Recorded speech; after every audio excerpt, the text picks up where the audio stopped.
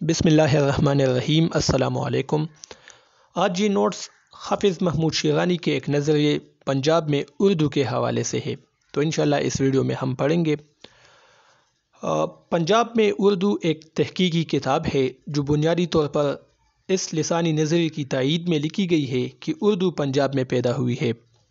یہ کتاب حافظ محمود شیرانی نے لکھی ہے، جس میں انہوں نے اردو زبان کا تعلق پنجاب سے وابستہ کیا ہے۔ حافظ محمود شیرانی سے پہلے بھی ایک محقق شیر علی سرہوش نے اس نظریے کو اپنے ایک تذکرہ اعجاز سخن میں پیش کیا تھا۔ چونکہ شیرانی نے اپنی کتاب پنجاب میں اردو میں اس نظریے کو تاریخی اور لسانی ثبوتوں کے ساتھ پیش کیا ہے، اسی وجہ سے اہل علم کی اکثریت اسے انہی کا نظریہ مانتے ہیں۔ حافظ محمود شیرانی کا نظریہ کیا تھا؟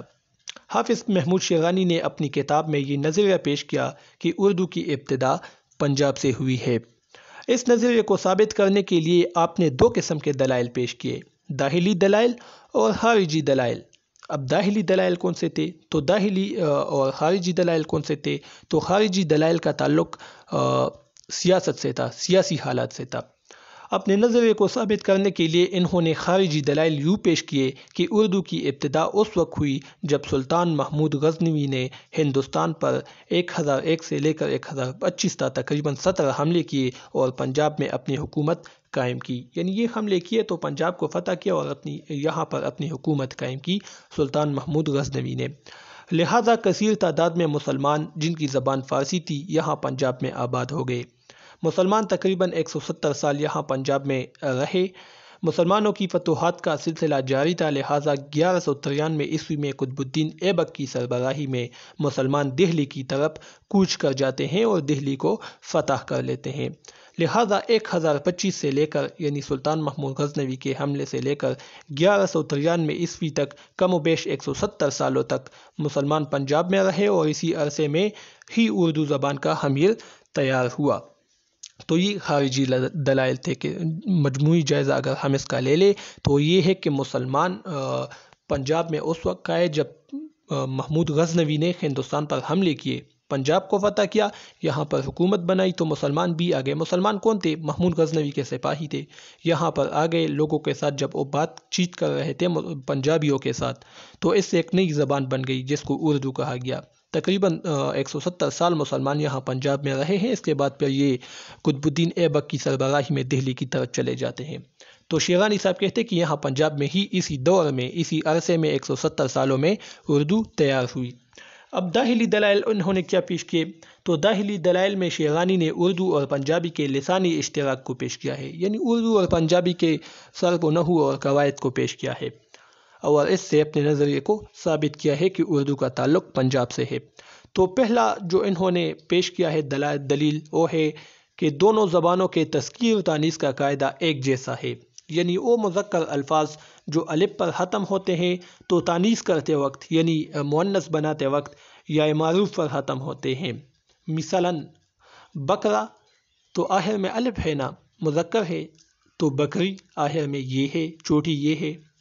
کالا آخر میں الف ہے، کالی آخر میں یہ ہے۔ اس طرح پنجابی میں اگر آپ دیکھیں تو وڈا پنجابی میں مذکر میں بھی الف ہے آخر میں، اور وڈی آخر میں یہ ہے مؤنث کرتے وقت۔ منڈا اسی طرح منڈا لڑکے کو کہتے ہیں، آخر میں الف ہے مذکر میں، اور کڑی آخر میں یہ ہے اس لڑکی کو کہتے ہیں۔ تو دونوں کا جو تذکیر و تانیث کا قاعدہ ہے، مذکر میں الف آتا ہے آخر میں جبکہ تانیث کرتے وقت آخر میں یہ آتا ہے، پنجابی اور اردو دونوں میں۔ تو یہ ایک دلیل انہوں نے پیش کیا۔ دوسرا جو انہوں نے پیش کیا تو یہ ہے کہ دونوں میں مصدر کا قاعدہ بھی مشترک ہے، یعنی فعل امر کے آخر میں نا کا اضافہ کر کے مصدر بنایا جاتا ہے۔ مصدر کسے کہتے ہیں؟ جس کے آخر میں نا ہو، یعنی لکھنا، پڑھنا، کھانا، پینا، آخر میں نا آتا ہے تو یہ مصدر ہے، ٹھیک ہے۔ تو فعل امر کے ساتھ فعل امر یعنی جس کو ہم کسی کو حکم دیتے ہیں کہ جاؤ، جا، کھاؤ، پیو، تو اس کے آخر میں اگر ہم نہ لگائے تو اس سے مصدر بنتا ہے دونوں زبانوں میں، اردو میں بھی اور پنجابی میں بھی۔ مثلاً کھیلو تو کھیلو کے آخر میں نہ لگانے سے تو یہ کھیلنا بن جاتا ہے، کھیلو کھیلنا۔ پی کے آخر میں نہ لگانے سے یہ بن جاتا ہے پینا۔ اسی طرح کرو کے آخر میں نہ لگانے سے یہ بن جاتا ہے کرنا، تو مصدر بن جاتا ہے نہ لگانے سے۔ دونوں کے فعل امر کے ساتھ، پنجابی میں بھی اور اردو میں بھی۔ تیسرا جو دلیل انہوں نے پیش کیا تو یہ ہے کہ دونوں زبانوں میں صفت بھی اپنے موصوف کے مطابق آتا ہے، یعنی ایک شخص کی صفت ہوتی ہے تو اپنے موصوف کے مطابق، یعنی جس کی صفت ہوتی ہے لڑکے کی یا عورت کی یا کسی بزرگ کی، تو یہ جو صفت ہوتی ہے وہ اس کے مطابق آتی ہے۔ مثال کے طور پر اچھا لڑکا، تو یہاں پر اچھا جو صفت ہے وہ پہلے آیا ہے، لڑکا بعد میں آیا ہے۔ اسی طرح پنجابی میں کہتے ہیں چنگا منڈا، چنگا یعنی اچھا اور منڈا یعنی لڑکا، تو اس میں بھی صفت پہلے آیا ہے اردو میں، اور پھر جو موصوف ہے یعنی جس کی صفت ہو رہی ہے وہ بعد میں آیا ہے۔ پنجابی میں بھی صفت پہلے ہے اور موصوف بعد میں ہے۔ اسی طرح اچھی لڑکی، تو اچھی صفت ہے پہلے آیا ہے، لڑکی بعد میں ہے، یہ موصوف ہے۔ اس طرح پنجابی میں نکی کڑی، یعنی نکی اچھی مطلب پنجابی میں کہتے ہیں نکی کڑی، تو یہاں پر بھی صفت پہلے ہے موصوف بعد میں ہے، تو دونوں میں یہ قاعدہ بھی سیم ہے، ٹھیک ہے۔ چوتھا جو دلیل انہوں نے پیش کیا تو یہ ہے کہ فعل دونوں زبانوں میں اپنے فاعل کے مطابق آتا ہے۔ مثلا لڑکا آیا تو یہاں پر منڈا آیا، یہاں پر آپ دوسرا جو دیکھیں تو گھوڑے آئے، تو پنجابی میں بھی گھوڑے آئے، دو سے ایک سے زیادہ ہو گئے گھوڑے، یعنی دو یا دو سے زیادہ ہے، تو آخر میں جو آئے ہے یہ بھی جمع کی طرح آیا ہے، گھوڑے آئے اردو میں، پنجابی میں بھی گھوڑے آئے، ٹھیک ہے۔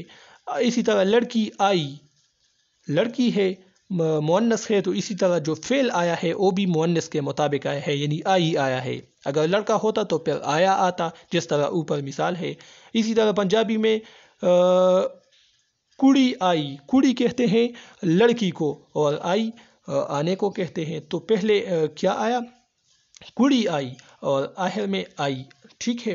تو یہ مثال بھی انہوں نے پیش کیا ہے، یعنی جو فعل ہے یہ ایک کمپلیکیٹڈ پوائنٹ ہے، اس کو سمجھنے کی کوشش کیجئے کہ جو فعل ہے وہ فاعل کے مطابق آتا ہے۔ فاعل کون؟ کام کرنے والا، یعنی مثال کے طور پر کڑی آئی، آخر میں جو مثال ہے تو عورت ہے تو اسی وجہ سے آئی آیا ہے۔ اوپر مثال میں منڈا آیا، منڈا لڑکا ہے مذکر ہے، تو اسی طرح جو فعل آیا ہے وہ مذکر کے مطابق آیا ہے، یعنی آیا لکھا ہے وہاں پر۔